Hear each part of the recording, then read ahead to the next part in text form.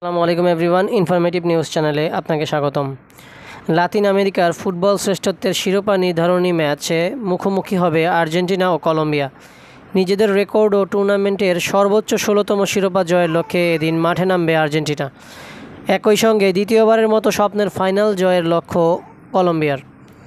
সোমবার 15 জুলাই বাংলাদেশ সময় সকাল 6টায় মায়ামির হার্ড রক স্টেডিয়ামে কোপার ফাইনালে মুখোমুখি হবে তারা। শিরোপা নির্ধারণী হাই ভোল্টেজ এই ম্যাচের আগে দেখে নেওয়া যাক পরিসংখ্যানে কোন দল এগিয়ে।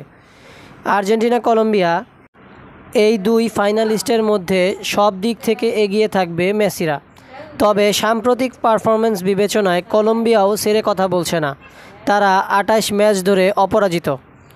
সবশেষ 2022 কাতার বিশ্বকাপের পর আর হারেনি হামেস রদ্রিগেজের দল। অন্যদিকে বিশ্ব চ্যাম্পিয়ন আর্জেন্টিনা 10 ম্যাচে অপরাজিত।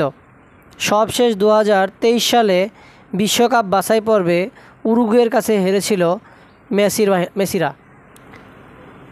কলম্বিয়া দীর্ঘ 23 বছর পর কোপা আমেরিকার ফাইনালে উঠেছে।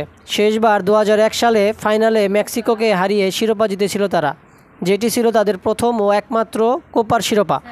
অন্যদিকে শেষ 8 কোপা আমেরিকায় 6 বার ফাইনালে উঠেছে আর্জেন্টিনা, তবে শিরোপা জিতেছে মাত্র একটি। দুই দলের মুখোমুখি লড়াইয়ে এগিয়ে আলবিসেলেস্তারা।